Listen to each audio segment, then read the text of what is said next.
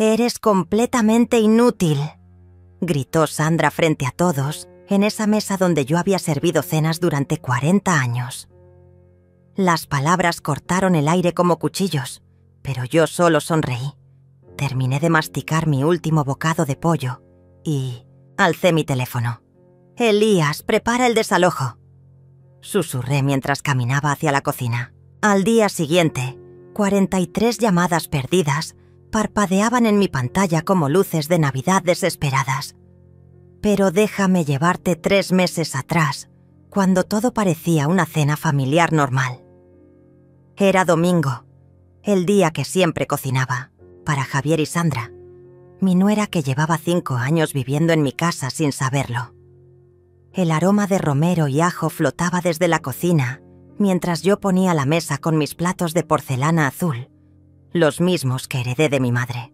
La luz dorada del atardecer se filtraba por las cortinas de encaje que yo misma había cosido, creando sombras danzantes sobre el mantel bordado.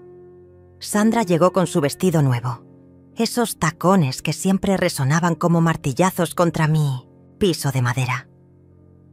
Se sentó en la cabecera de la mesa, en el lugar que había sido de mi difunto esposo, y comenzó a hablar de sus planes como si fuera la dueña de casa. «Rosalía, creo que deberíamos cambiar estas cortinas viejas.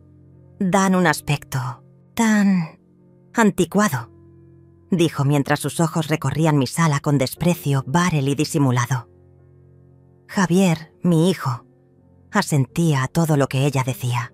Habían pasado 2 años desde que dejé de reconocer al niño que una vez construía castillos de arena conmigo en la playa. Ahora era un hombre de 40 años que permitía que su esposa hablara de nuestros planes para la casa, como si yo fuera una inquilina temporal en mi propio hogar. El sonido de sus voces se mezclaba con el tintineo de los cubiertos contra la porcelana, creando una sinfonía de normalidad falsa que me revolvía el estómago. «Mamá, Sandra tiene razón», dijo Javier mientras cortaba su carne. «Esta casa necesita renovación. Estamos pensando en modernizar la cocina, tal vez abrir esa pared para crear un concepto abierto». Sus palabras caían como gotas de lluvia fría sobre mi piel. Yo había pintado esa pared con mis propias manos cuando él era apenas un adolescente. Cada pincelada cargada de amor y esperanza por el futuro. Sandra sonrió. Esa sonrisa que había aprendido a reconocer como el preludio de sus comentarios más hirientes. «Claro, Rosalía podrá ayudarnos con los gastos. Después de todo, vive aquí gratis». La palabra «gratis» resonó en mi cabeza como una campana funeral. Si ella supiera que cada mes, religiosamente, yo pagaba los impuestos de esta propiedad, que mi nombre estaba grabado en cada documento legal, que cada ladrillo de estas paredes me pertenecía por derecho y por sacrificio. El postre llegó en silencio. Flan casero que había preparado desde las 5 de la mañana, con esa receta que mi abuela me enseñó cuando yo tenía apenas 10 años. Las cucharas raspaban contra el cristal, mientras los planes de Sandra se volvían más elaborados, más invasivos. Hablaba de convertir mi habitación en un estudio, de usar mi jardín para una piscina, de vender mis muebles antiguos porque ocupaban demasiado espacio. Debí haber notado las señales antes. La forma en que Sandra había comenzado a responder el teléfono de casa como si fuera suyo, diciendo «Residencia Morales», en lugar de llamarme para que yo contestara. ¿Cómo había cambiado la disposición de mis fotografías familiares? Relegando las imágenes de mi juventud a un rincón oscuro, mientras colocaba las suyas en el lugar central de la repisa. Pequeños gestos que, como hormigas, parecían insignificantes solos, pero que juntos formaban una invasión silenciosa.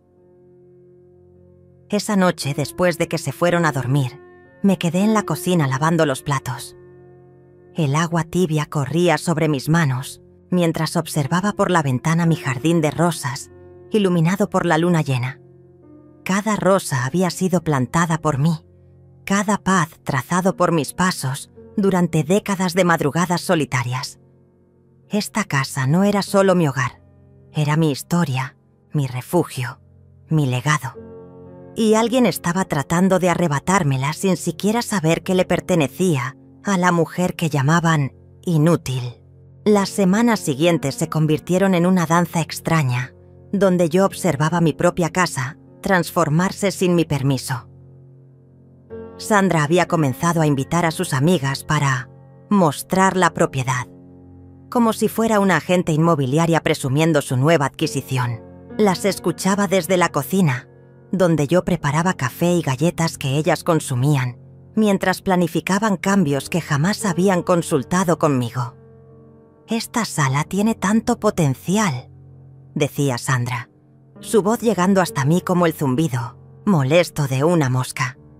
«Imaginen sin todos estos muebles antiguos, con pisos modernos y paredes blancas minimalistas».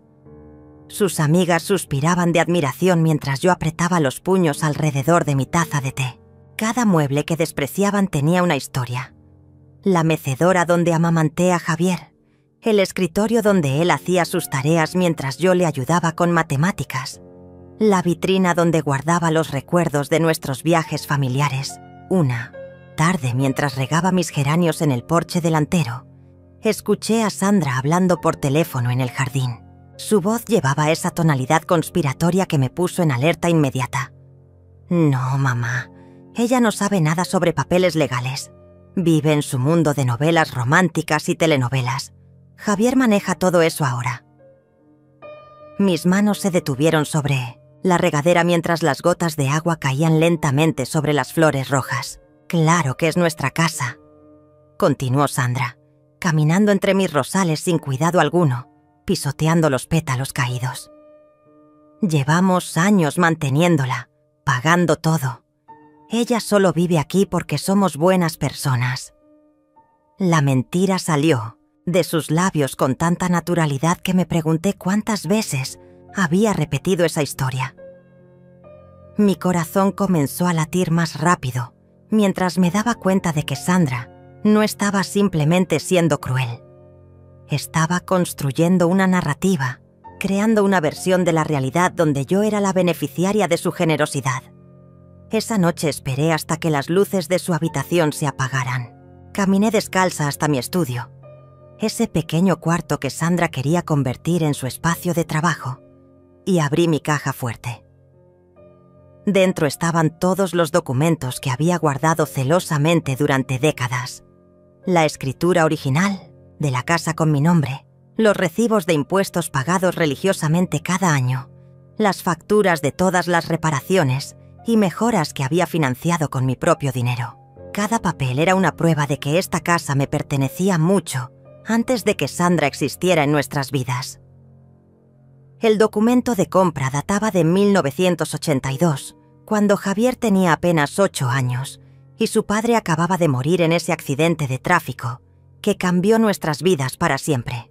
Había trabajado 3 empleos simultáneamente para juntar el enganche. Limpiaba oficinas en las madrugadas, cuidaba niños en las tardes y cosía vestidos de novia los fines de semana.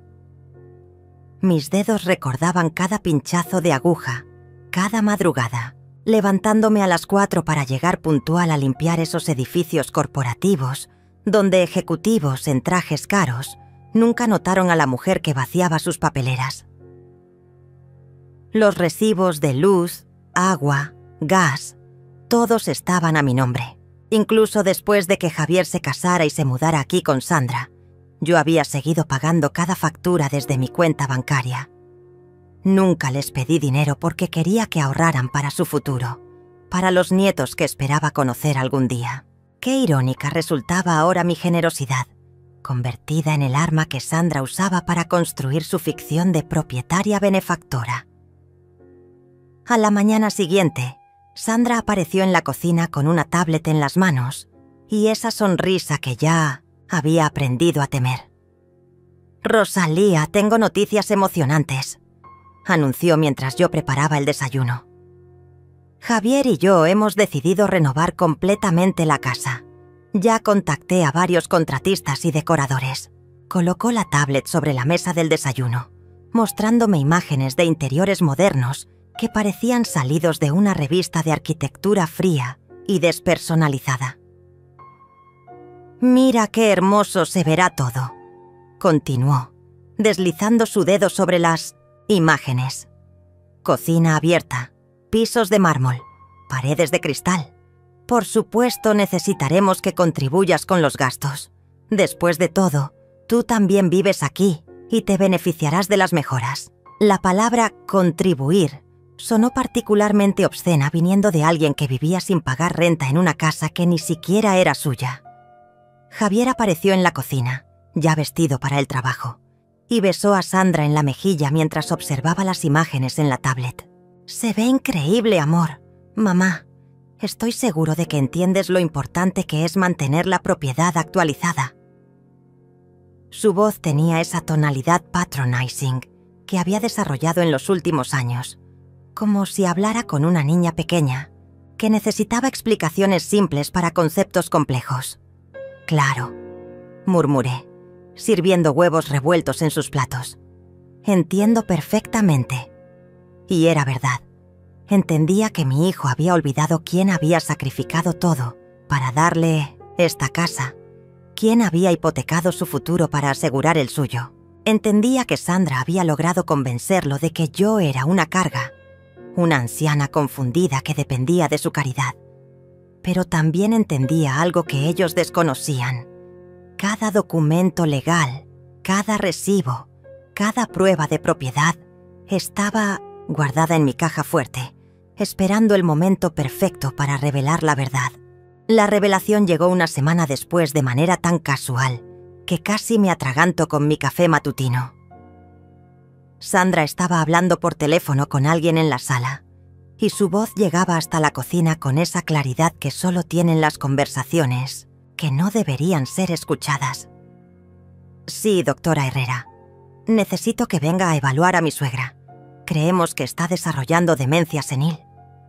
Mis manos comenzaron a temblar mientras sostenía la taza.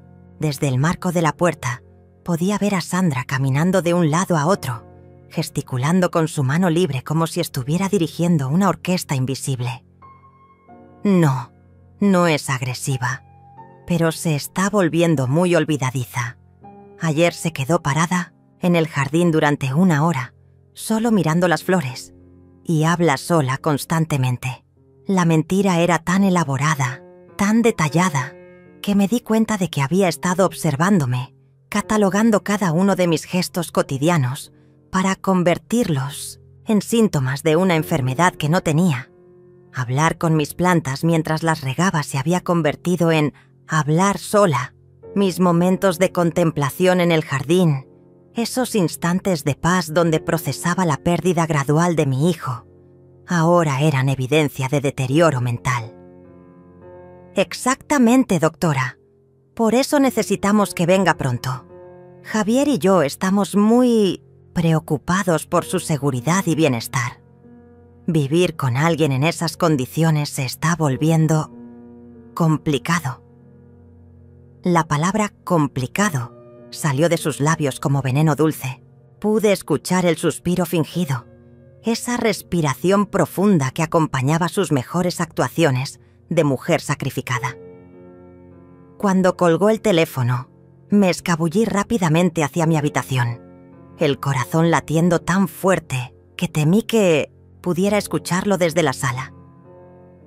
Me senté en el borde de mi cama, esa misma cama donde había dormido durante 30 años, y traté de procesar lo que acababa de descubrir. Sandra no solo quería apropiarse de mi casa, quería declararme incompetente mentalmente para justificar su control total sobre mi vida y mis propiedades. Esa tarde, mientras Sandra salía a sus clases de yoga, busqué entre los cajones de su tocador. Sabía que estaba invadiendo su privacidad, pero la urgencia de entender completamente sus planes me superó cualquier escrúpulo moral. Encontré una carpeta manila escondida debajo de sus bufandas de seda, y dentro había documentos que me helaron la sangre. Había impreso formularios para solicitar la tutela legal de una persona mayor incapacitada. Mi nombre aparecía ya escrito, en varios espacios, con la letra cuidadosa de Sandra completando información que solo yo debería proporcionar. Fecha de nacimiento, número de seguro social, lista de comportamientos preocupantes observados en los últimos meses. Cada mentira estaba documentada con fechas específicas y descripciones detalladas de incidentes que jamás habían ocurrido. Sujeto: se encontró desorientada en su propia cocina, incapaz de recordar cómo preparar café, decía una entrada fechada la semana anterior. Yo recordaba perfectamente ese día.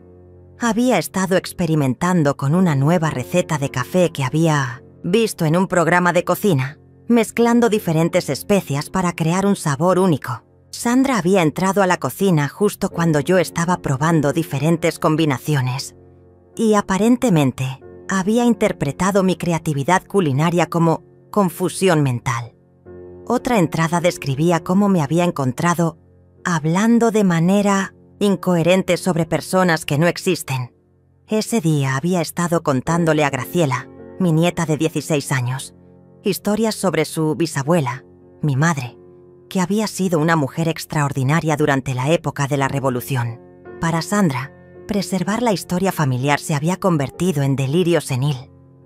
Las páginas siguientes contenían investigaciones sobre casas de retiro en la zona, con precios y servicios subrayados en rojo. Sandra había estado comparando opciones, buscando el lugar perfecto para deshacerse de mí una vez que obtuviera el control legal. Los lugares más baratos tenían círculos rojos, como si estuviera buscando la opción más económica para mantener encerrada a la mujer que le había dado un hogar gratuito durante 5 años. Al final de la carpeta encontré algo que me destrozó el alma. Un borrador de carta dirigida a Graciela. En ella, Sandra explicaba cómo la abuela Rosalía se había vuelto peligrosa para sí misma y para otros, y cómo la familia había tomado la difícil decisión de buscar cuidado profesional para ella. La carta describía una versión de mí que era irreconocible, una anciana confundida, potencialmente violenta, que necesitaba supervisión constante. Sabemos que será difícil para ti entender, Graciela, pero tu abuela ya no es la mujer que conociste. La demencia la ha cambiado completamente y por su propia seguridad necesita estar en un lugar donde puedan cuidarla adecuadamente. Las palabras flotaban en la página como arañas venenosas, tejiendo una red de mentiras diseñada para aislarme, incluso de mi nieta, la única persona en la familia que todavía me veía como un ser humano completo. Coloqué todos los documentos, exactamente como los había encontrado, y cerré la carpeta con manos temblorosas. Ahora entendía la dimensión completa del plan de Sandra. No era solo crueldad casual o ambición simple. Era un esquema meticulosamente planificado para borrarme de mi propia vida. Primero me declararía incompetente. Luego me internaría en un asilo barato. Y finalmente se quedaría con mi casa mientras contaba la historia de una familia sacrificada que había cuidado amorosamente a una suegra enferma hasta que se volvió imposible. El sonido de la llave en la puerta principal me alertó de su regreso. Subí rápidamente a mi habitación y me senté junto a la ventana, fingiendo leer una novela mientras mi mente procesaba cada detalle de lo que había descubierto. Sandra entró cantando una canción pop, feliz y relajada después de su clase de yoga, sin saber que yo acababa de descubrir cada una de sus mentiras cuidadosamente construidas. Los días siguientes se convirtieron en un teatro absurdo, donde Sandra intensificó su campaña de desacreditación, mientras yo fingía no darme cuenta de sus maniobras. Comenzó a invitar vecinos para café, siempre cuando yo estaba presente, y durante esas visitas casuales dejaba caer comentarios aparentemente inocentes sobre mi deterioro. «Pobrecita Rosalía», le decía a doña Carmen, nuestra vecina de al lado, mientras yo servía galletas caseras. Ayer se quedó 1 hora buscando sus lentes y los tenía puestos todo el tiempo. La mentira salía tan naturalmente de sus labios que incluso yo dudé por un momento de mi propia memoria. Doña Carmen me miraba con esa mezcla de lástima y incomodidad que reservamos para las tragedias ajenas. Sandra había perfeccionado el arte de la manipulación sutil. Cuando yo mencionaba algún recuerdo de cuando Javier era niño, ella intervenía con un suspiro fingido. «Ay, suegrita, esa historia la has contado 3 veces esta semana». Aunque fuera la primera vez que la compartía, las personas presentes asentían comprensivamente, como si hubieran sido testigos de mi supuesta repetición compulsiva. La situación escaló cuando Sandra comenzó a grabarme con su teléfono durante nuestras conversaciones cotidianas. Al principio pensé que era casualidad, que simplemente estaba usando el dispositivo mientras hablábamos. Pero una tarde la descubrí editando videos en su laptop, recortando fragmentos de nuestras charlas para crear una narrativa de confusión y desorientación que simplemente no existía. En uno de los videos había capturado el momento en que yo le preguntaba qué día era, pero había editado el contexto. Lo que ella no incluía era que acababa de despertarme de una siesta y estaba desorientada por el cambio de luz, preguntando si ya era hora de la cena. En su versión editada, yo aparecía como una anciana perdida en el tiempo, incapaz de ubicarse en la realidad básica. «Mira, Javier», le decía a mi hijo mientras reproducía estos fragmentos manipulados en su tablet. «Tu mamá está empeorando. Necesitamos tomar decisiones difíciles antes de que sea demasiado tarde». Los veía desde el pasillo, escondida detrás de la pared, observando cómo mi propio hijo asentía gravemente mientras consumía esas mentiras cuidadosamente fabricadas. Javier había comenzado a hablarme con esa voz excesivamente dulce que usamos con los niños pequeños o los enfermos terminales. «Mamá, ¿te acuerdas de tomar tus medicinas?», me preguntaba cada mañana, aunque yo solo tomaba vitaminas que compraba sin receta. «¿Necesitas ayuda para vestirte?». Cada pregunta era una gota de ácido sobre mi dignidad, erosionando lentamente la imagen de la mujer independiente que había sido toda mi vida. Sandra había comenzado a controlar mis salidas también. «No creo que sea seguro que manejes, suegrita», me dijo una mañana cuando intenté ir al supermercado. «¿Y si te confundes en el camino? Mejor yo voy por ti. Dame la lista de lo que necesitas». Mi licencia de conducir estaba vigente. No tenía ningún problema visual ni médico que me impidiera manejar. Pero su preocupación fingida sonaba tan convincente que hasta yo comencé a dudar de mis capacidades. El colmo llegó cuando Sandra organizó una reunión familiar, sin consultarme. Invitó a mis hermanas, a algunos primos lejanos y, por supuesto, a Graciela. El pretexto era celebrar mi cumpleaños con 2 meses de anticipación, pero yo sabía que tenía otros motivos. Durante la cena, mientras todos comían el pastel que yo había preparado en mi propia cocina, Sandra comenzó su presentación. «Familia, los hemos reunido porque estamos preocupados por mamá Rosalía», comenzó, usando ese tono grave que reservamos para las malas noticias médicas. «Hemos notado cambios en su comportamiento que nos inquietan profundamente». Procedió a enumerar una lista de síntomas que sonaban sacados de un manual médico. Episodios de confusión, pérdida de memoria reciente, comportamiento errático, dificultades para realizar tareas básicas. Mis hermanas me miraban con alarma, creciente mientras Sandra desarrollaba su monólogo. «Por supuesto, Javier y yo estamos dispuestos a seguir cuidándola el tiempo que sea necesario, pero creemos que necesita evaluación médica profesional». La palabra «cuidándola» resonó en mis oídos como una bofetada. Esta mujer que vivía gratuitamente en mi casa, que comía mi comida y usaba mi electricidad, ahora presentaba su parasitismo como un acto de caridad cristiana. Tal vez deberíamos buscar ayuda especializada, sugirió mi hermana menor, Julieta, con lágrimas en los ojos. Conozco un geriatra muy bueno que podría evaluarla. Sandra asintió solemnemente, como si esa hubiera sido exactamente la respuesta que esperaba. Ya tengo algunos contactos médicos, respondió. De hecho, he estado investigando opciones de cuidado a largo plazo, por si llegamos a necesitarlas. Solo Graciela parecía escéptica ante esta actuación. Mi nieta de 16 años me observaba con esos ojos inteligentes que había heredado de mi lado de la familia, y pude ver en su expresión que algo no le encajaba en toda esta narrativa. Cuando Sandra terminó su presentación y los adultos comenzaron a discutir mi futuro como si yo no estuviera presente, Graciela se acercó a mi silla.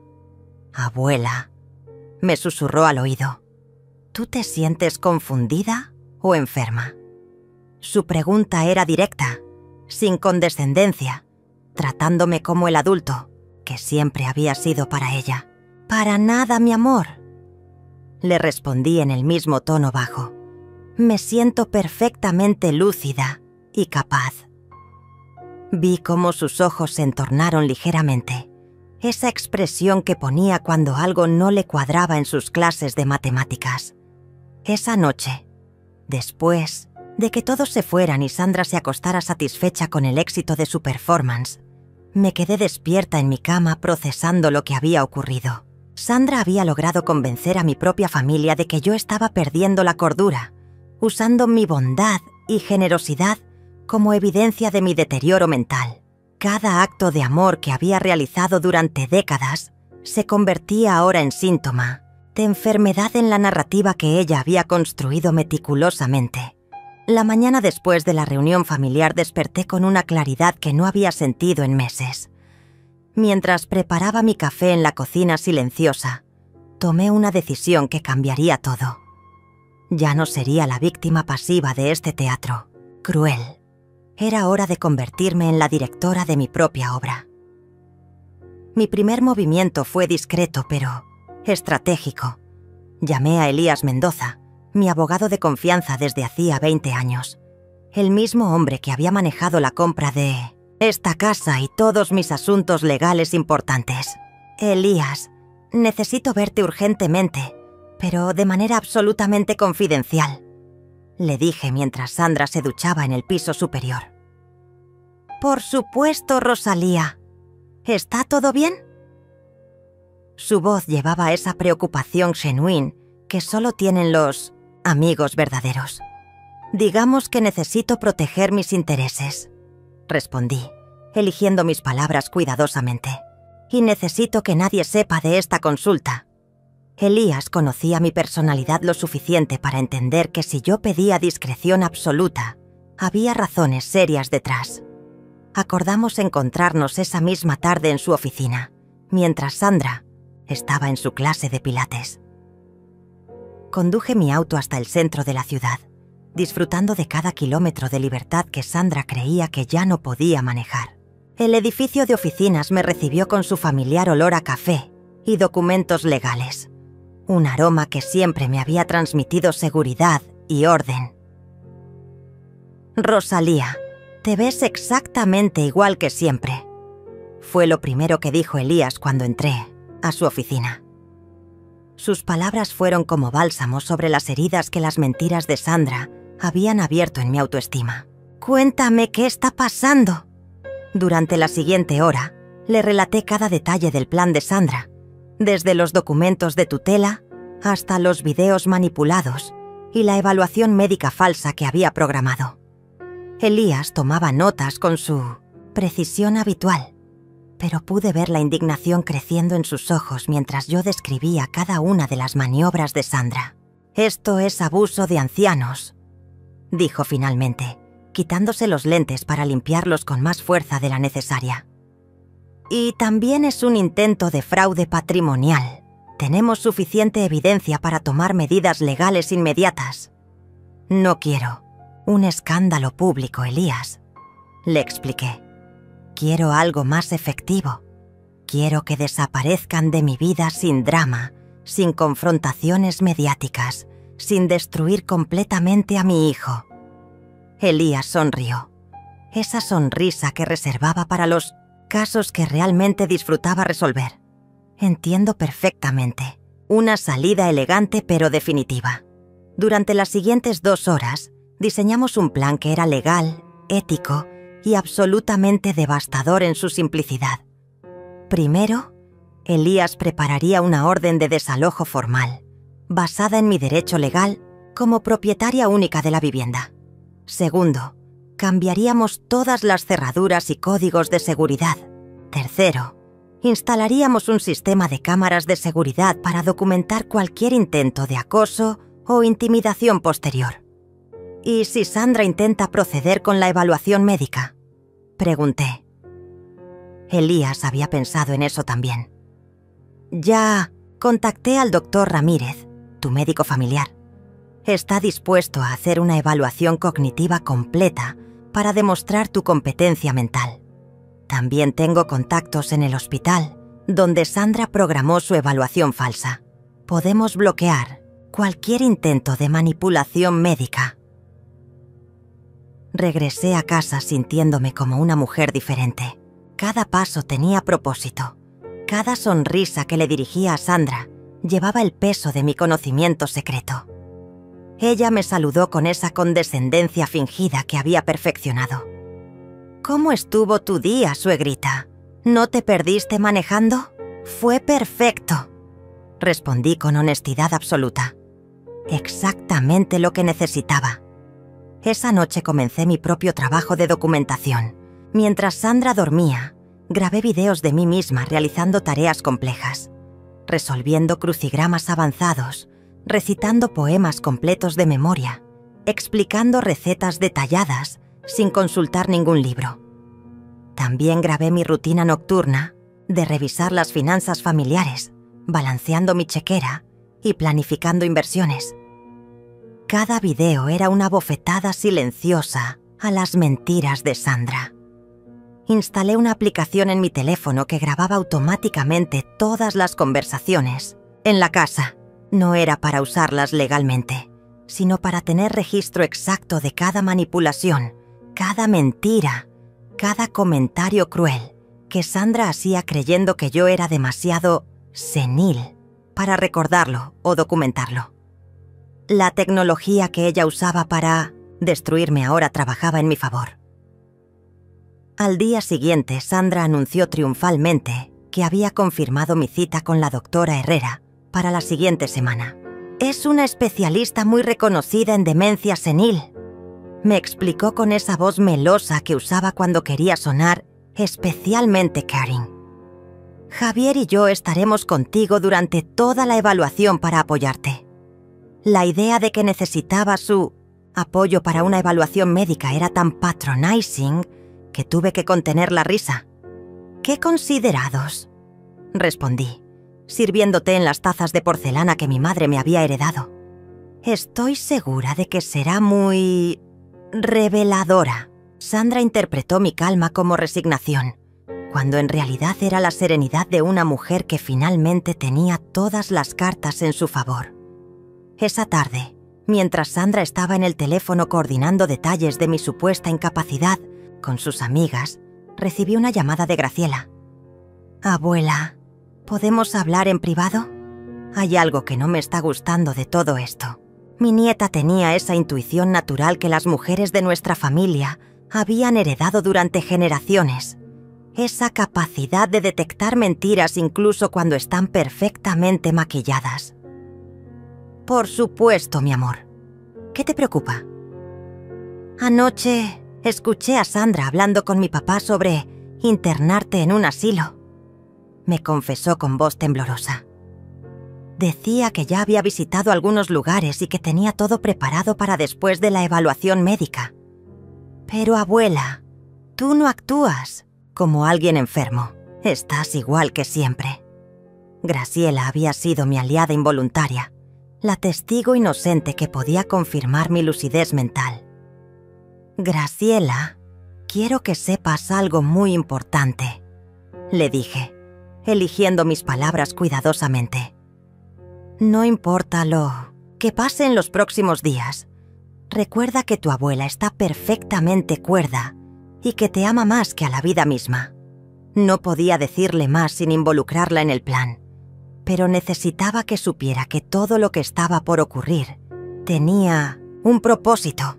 La semana siguiente se desarrolló como una sinfonía silenciosa, donde cada movimiento de Sandra me acercaba más a mi libertad final. Mientras ella perfeccionaba los detalles de mi destrucción, yo ejecutaba mi plan con la precisión de una cirujana.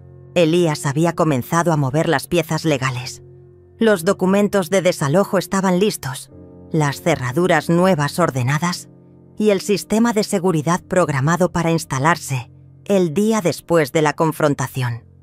Sandra intensificó su campaña de documentación, grabando cada uno de mis movimientos con una dedicación obsesiva.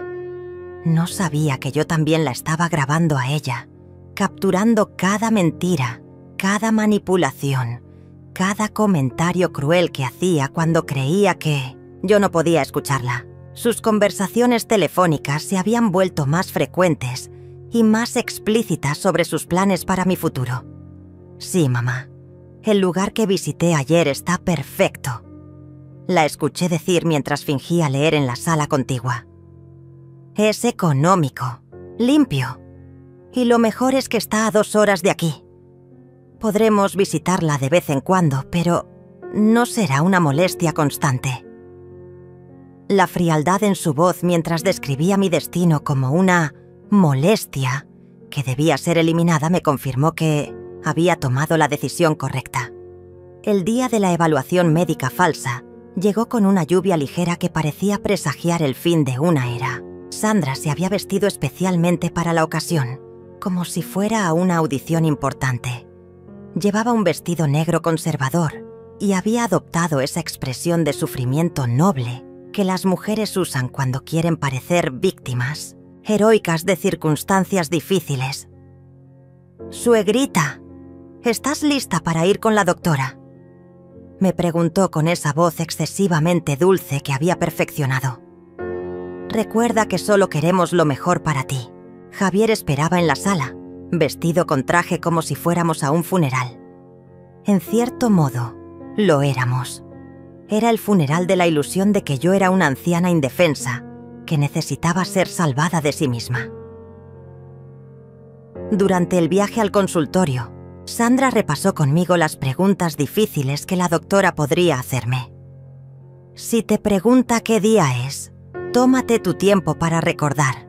No hay prisa», me instruyó, como si fuera una niña preparándose para un examen escolar. «Y si te sientes confundida por alguna pregunta, no dudes en decirnos que te ayudemos». Cada consejo era una trampa diseñada para hacerme parecer incompetente. Doctora Herrera resultó ser exactamente lo que había imaginado. Una mujer profesional que claramente había recibido una versión muy específica de mi condición antes de conocerme. Sus primeras preguntas fueron estándar, pero pude notar cómo Sandra intervenía sutilmente cada vez que yo respondía con demasiada claridad. «Doctora, note cómo mamá se toma mucho tiempo para responder preguntas simples», interrumpía Sandra, cuando yo reflexionaba cuidadosamente antes de hablar. «En casa a veces se queda así por horas, como perdida en sus pensamientos». La doctora anotaba diligentemente estas observaciones falsas mientras yo mantenía mi compostura. Pero Sandra había subestimado mi capacidad de actuar cuando era necesario. Cuando la doctora me pidió que nombrara al presidente actual, fingí confusión momentánea. «¿El presidente?» «Ay, doctora, con tantos cambios políticos. ¿Se refiere al presidente de México o al de Estados Unidos?» Mi pregunta era perfectamente válida, pero Sandra la interpretó como evidencia de mi desorientación. «Ve, doctora, esto es exactamente lo que le decía», murmuró Sandra con satisfacción apenas contenida. «Se confunde con información básica que antes manejaba perfectamente». Lo que Sandra no sabía era que yo estaba construyendo mi propia trampa, dándole exactamente lo que quería escuchar para que bajara completamente la guardia. Durante los tests cognitivos, fingí pequeñas dudas en momentos estratégicos. Cuando me pidieron dibujar un reloj, hice la esfera perfecta, pero titubeé artificialmente al colocar las manecillas, borrando y corrigiendo como si estuviera genuinamente confundida. Sandra sonreía discretamente cada vez que yo cometía errores, sin darse cuenta de que cada uno de esos errores estaba calculado para darle falsa confianza. Al final de la evaluación, la doctora Herrera pidió hablar con Sandra y Javier en Minziciencie, privado. Desde la sala de espera podía escuchar fragmentos de su conversación a través de la puerta mal cerrada. Los resultados preliminares sugieren algún deterioro cognitivo leve, decía la doctora. Recomendaría evaluaciones adicionales y posiblemente considerar opciones de cuidado asistido. Sandra salió de esa oficina radiante de triunfo contenido. Durante el viaje de regreso comenzó a hablar abiertamente sobre los próximos pasos, como si mi destino ya estuviera sellado. Mamá, sé que esto es difícil, pero la doctora confirma lo que nosotros hemos estado observando. Necesitas más cuidado del que podemos darte en casa. Entiendo perfectamente, respondí con la mansedumbre que había estado cultivando durante semanas. Ustedes saben lo que es mejor para mí. Mis palabras eran exactamente lo que Sandra quería escuchar. La rendición total de una mujer derrotada que finalmente aceptaba su destino de invalidez y dependencia. Esa noche Sandra hizo varias llamadas triunfales a sus amigas y familiares. «Ya tenemos la confirmación médica», la escuché decir desde mi habitación. «La doctora dice que necesita cuidado especializado. Podremos proceder con los arreglos que habíamos planificado». Su voz llevaba esa satisfacción de alguien que había ganado una partida larga y complicada. Lo que Sandra no sabía era que al día siguiente, mientras ella celebraba su victoria con una cena especial que había planeado para procesar la difícil decisión familiar, yo ejecutaría la fase final de mi propio plan. Elías ya tenía todos los documentos preparados, las cerraduras estaban listas para cambiar y el sistema de seguridad se instalaría a primera hora de la mañana. Esa noche me acosté temprano, fingiendo estar abrumada por el peso de mi diagnóstico. Sandra entró a mi habitación para darme las buenas noches, y por primera vez en meses, su voz llevaba algo parecido a la gentileza genuine. «Mamá, sé que esto es difícil, pero quiero que sepas que siempre tendrás un lugar en nuestros corazones», me dijo acariciando mi frente como si fuera una niña enferma. «Gracias, Sandra», susurré con voz quebrada. «Eres muy buena conmigo». Fueron las últimas palabras amables que intercambiaríamos. En menos de 24 horas, ella descubriría que la anciana confundida que había estado manipulando durante meses era en realidad una mujer perfectamente lúcida, que había estado 3 pasos adelante de ella desde el principio. La mañana del día D amaneció con un silencio peculiar, como si la casa misma supiera que algo definitivo estaba por ocurrir. Sandra se levantó tarde, relajada por su victoria del día anterior, y bajó a desayunar tarareando una canción, pop que sonaba obscenamente alegre en el contexto de lo que creía haber logrado. Javier ya se había ido al trabajo, sin sospechar que cuando regresara esa noche, su mundo habría cambiado para siempre. «Buenos días, suegrita», me saludó Sandra, con esa nueva dulzura que había adoptado desde mi supuesto diagnóstico. «¿Cómo dormiste? Sé que ayer fue un día difícil para ti. Preparé café para ambas, sirviendo en las tazas de porcelana que había usado durante 30 años de mañanas familiares, sabiendo que sería la última vez que Sandra bebería en mi mesa». «Dormí muy bien», respondí con honestidad. Por primera vez en meses, había dormido profundamente, con la paz que viene de saber que la justicia está a punto de ser servida. De hecho, me siento más clara que nunca. Sandra interpretó mi comentario como la confusión típica de alguien que no comprende su propia condición y sonrió con esa condescendencia que había perfeccionado. A las 10 de la mañana, Sandra recibió una llamada que la puso eufórica.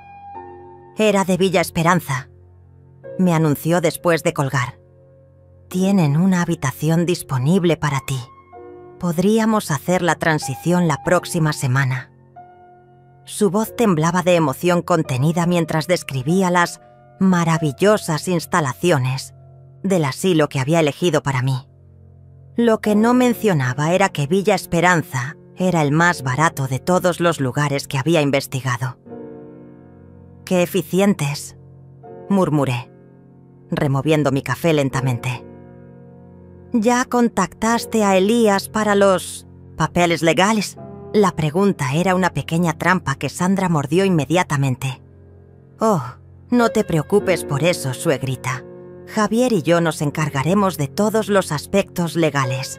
Tú solo necesitas concentrarte en adaptarte a tu nuevo hogar». A las 11, Sandra salió para hacer algunas diligencias relacionadas con tu traslado. Lo que no sabía era que esas serían las últimas diligencias que haría como residente de mi casa. En el momento que su auto desapareció por la esquina, puse en marcha la fase final de mi plan. La primera llamada fue a Elías. «Es hora, Lentas», dije simplemente. «Procede con todo tal como lo planeamos». Su voz llevaba esa energía que reservaba para los momentos más satisfactorios de su carrera legal. «Los técnicos de cerrajería están en camino y el equipo de seguridad llegará en 1 hora. Los documentos de desalojo están listos para ser entregados oficialmente». La segunda llamada fue a una empresa de mudanzas que había contratado secretamente la semana anterior. «Vengan ahora», les dije. «Tienen exactamente 3 horas para embalar y trasladar todas las pertenencias de la habitación principal y el closet del segundo piso». Había hecho una lista meticulosa de cada objeto que pertenecía a Sandra y Javier, desde su ropa hasta sus productos de tocador.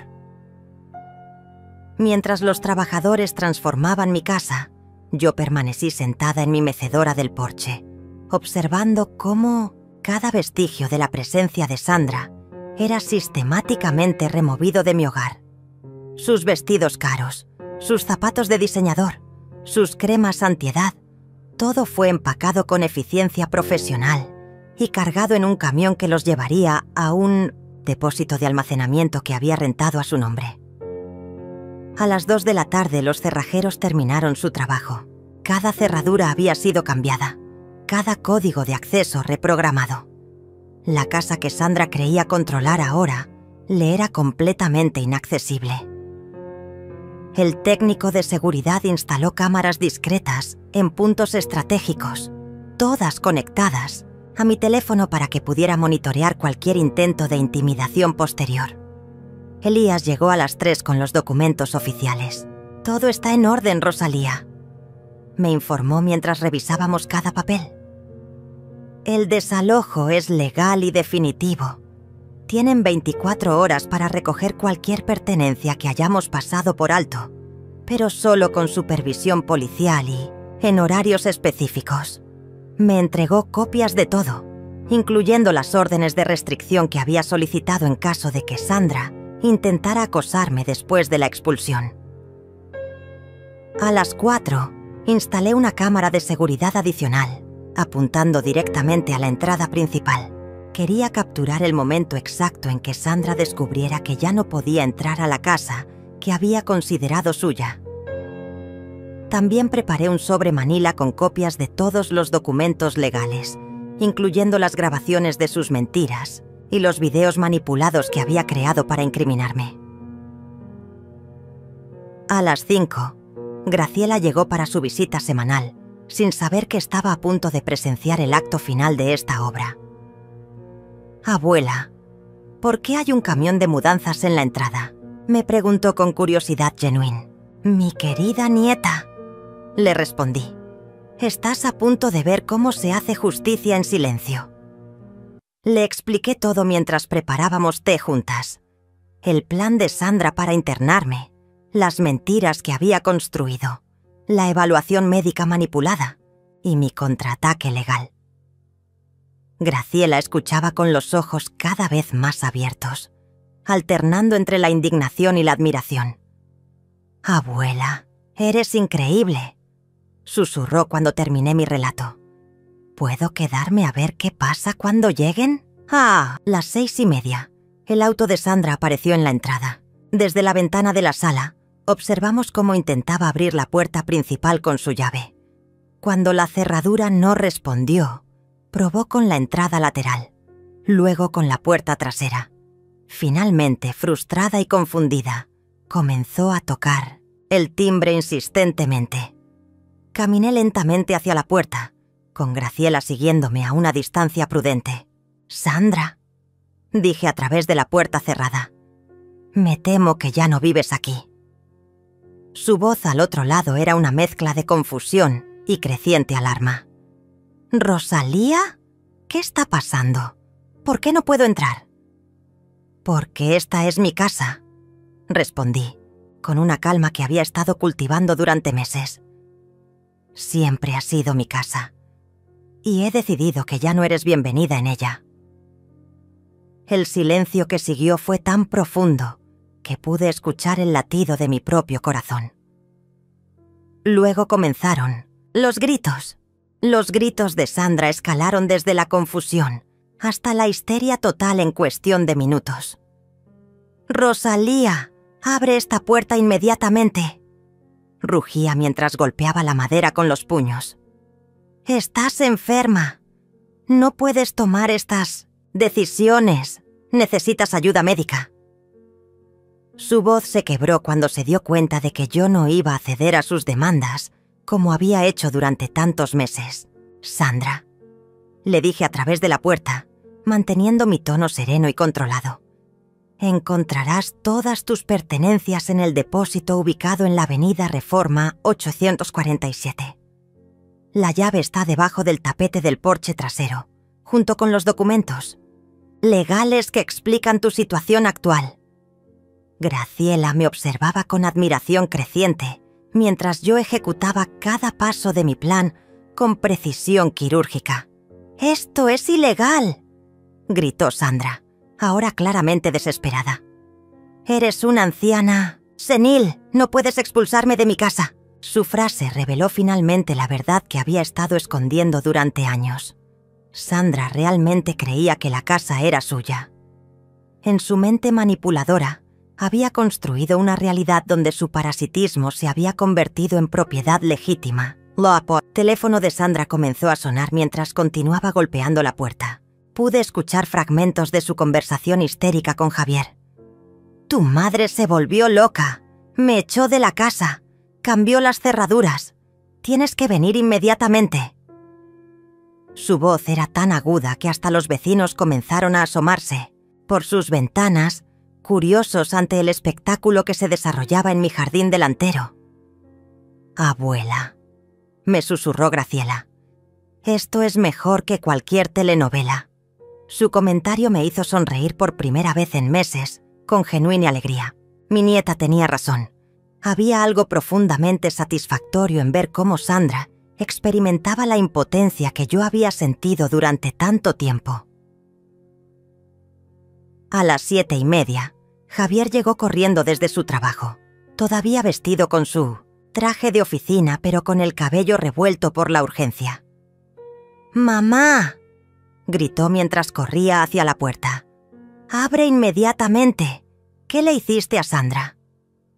Por primera vez en años, su voz llevaba esa autoridad paternal que solía usar conmigo cuando era niño, y creía que podía regañarme por mis decisiones. «Javier», respondí con la misma calma que había mantenido con Sandra. «Tu esposa vivía en mi casa sin pagar renta. Planeaba internarme en un asilo con diagnósticos médicos falsos y había comenzado procedimientos legales para declararme incompetente mentalmente. Decidí que era hora de que encontraran su propio lugar para vivir». El silencio que siguió fue diferente al de Sandra. pude sentir que Javier estaba procesando información que no encajaba con la narrativa que su esposa había construido. «Mamá, Sandra me dijo que la doctora confirmó que tienes demencia senil. Necesitas cuidado especializado». La doctora fue engañada con información falsa, expliqué pacientemente. «Mañana recibirás una copia de mi evaluación médica real, realizada por el doctor Ramírez, que confirma que estoy en perfecto estado mental.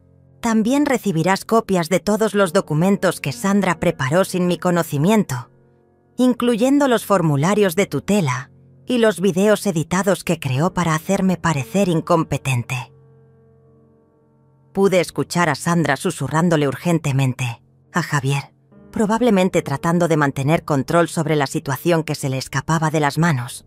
Pero Javier había comenzado a hacer las preguntas correctas. «Sandra, ¿de qué documentos habla mi madre? ¿Qué formularios de tutela? Son para su propio bien», gritó Sandra, perdiendo completamente la compostura que había mantenido durante meses. «Tu madre está enferma. Yo solo traté de protegerla de sí misma». Su admisión involuntaria de haber preparado documentos legales sin mi consentimiento fue exactamente lo que necesitaba que Javier escuchara. «Javier», continué, «en el sobre que está debajo del tapete encontrarás también grabaciones de audio donde Sandra planifica mi internamiento. Describe cómo manipular evaluaciones médicas y explica su plan para quedarse con mi casa una vez que yo esté fuera del camino. Te sugiero que las escuches antes de tomar cualquier decisión sobre quién está diciendo la verdad aquí». El teléfono de Sandra sonó nuevamente. Esta vez era evidente que hablaba con alguien de Villa Esperanza, probablemente cancelando mi reservación ahora que su plan se había desmoronado. «Sí, ha habido un cambio de circunstancias», la escuché decir con voz estrangulada. «La señora ya no necesitará la habitación. Además», agregué dirigiéndome tanto a Javier como a Sandra, «mañana por la mañana recibirán una visita de mi abogado y un oficial de policía para formalizar la orden de desalojo. Tienen prohibido acercarse a esta propiedad después de 1900, excepto para recoger cualquier pertenencia que hayamos pasado por alto, y solo bajo supervisión legal». La realidad de su situación finalmente golpeó a Sandra como un tsunami. Sus gritos se convirtieron en sollozos desesperados mientras se daba cuenta de que había perdido no solo la casa, sino también el control total que había ejercido sobre mi vida durante años. «No puedes hacernos esto», lloraba. «Somos familia. Te cuidamos. Te dimos un hogar. Sandra», dije con una firmeza que sorprendió incluso a Graciela. «Tú viviste en mi hogar, comiste mi comida, usaste mi electricidad y después planificaste robarme mi dignidad y mi libertad. La familia no hace eso. Los parásitos, sí». Javier había permanecido callado durante varios minutos y pude imaginar las ruedas girando en su cabeza mientras procesaba todas las revelaciones. Finalmente habló, y su voz llevaba una confusión profunda. «Mamá, la casa realmente es tuya. Sandra y yo hemos estado viviendo aquí gratis todo este tiempo. Por 5 años», confirmé. «Todos los impuestos, todas las reparaciones, todos los servicios han sido pagados con mi dinero. Nunca les pedí contribución porque quería que ahorraran para su futuro. Aparentemente, Sandra interpretó mi generosidad como debilidad y mi hogar como su propiedad. El auto de Sandra finalmente se alejó esa noche, seguido por el de Javier, ambos dirigiéndose al hotel donde tendrían que quedarse mientras procesaban la nueva realidad de sus vidas. Antes de irse, Javier recogió el sobre de documentos y pude ver en sus ojos que finalmente comenzaba a entender la magnitud de lo que su esposa había intentado hacer. Graciela se quedó conmigo esa noche y cenamos en silencio en mi cocina, disfrutando de la paz que no había sentido en años. «Abuela», me dijo finalmente, «¿cómo se siente tener tu casa de vuelta?» «Como respirar después de estar bajo el agua durante mucho tiempo», respondí. Y por primera vez en meses, ambas reímos con genuina felicidad. 3 meses después, me despierto cada mañana en mi propia cama, en mi propia casa, dueña absoluta de mi silencio y mi paz. El sol de la mañana se filtra a través de las cortinas de encaje que Sandra quería cambiar, iluminando el polvo dorado que danza en el aire como pequeños milagros cotidianos. Preparo mi café en la cocina, que es solo mía, usando la taza de porcelana azul que heredé de mi madre, y no hay nadie que me diga cómo vivirlo. Sandra intentó todo durante las primeras semanas. 43 llamadas perdidas ese primer día se convirtieron en cartas dramáticas dejadas en mi buzón. Videos lacrimosos publicados en redes sociales, donde se presentaba como una nuera devota, expulsada injustamente por una suegra enferma. Y hasta amenazas de demandas legales que nunca se materializaron porque Elías tenía documentación de cada una de sus mentiras. Javier vino a visitarme una vez, 2 semanas después del desalojo. Se sentó en mi sala como un extraño, observando la casa donde había crecido como si la viera por primera vez. «Mamá», me dijo finalmente, «escuché todas las grabaciones, leí todos los documentos. Sandra me mintió sobre todo». Su voz llevaba el peso de un hombre que había descubierto que su matrimonio estaba construido sobre engaños y manipulación. «Lo sé, hijo», le respondí, sirviéndote en las mismas tazas donde una vez Sandra había planificado mi destrucción. «Sandra no te mintió sobre amarme, te mintió sobre todo lo demás. No sentía triunfo al ver su dolor, solo una tristeza profunda por el hijo que había perdido en el proceso de recuperar mi dignidad». 2 meses después, Javier se divorció de Sandra. Me enteré a través de Graciela, quien mantuvo correspondencia regular conmigo a pesar de la tensión familiar. «Papá dice que necesita tiempo para procesarlo todo», me reportó mi nieta durante una de nuestras tardes de té. «Pero también dice que quiere intentar reconstruir su relación contigo cuando esté listo. El tiempo cura muchas heridas», le respondí, aunque sabía que algunas cicatrices permanecerían para siempre. Había recuperado mi casa y mi libertad, pero había perdido a mi hijo en el proceso. Era un precio alto, pero necesario para preservar lo que quedaba de mi alma. Sandra desapareció de nuestras vidas tan completamente como había aparecido. Según los rumores que Graciela recogía ocasionalmente, se había mudado a otra ciudad y había encontrado a otro hombre mayor con propiedades que administrar y cuentas bancarias que supervisar. Algunas personas nunca cambian, simplemente buscan nuevas víctimas para sus viejos trucos. La evaluación médica real que el doctor Ramírez realizó confirmó lo que yo siempre había sabido.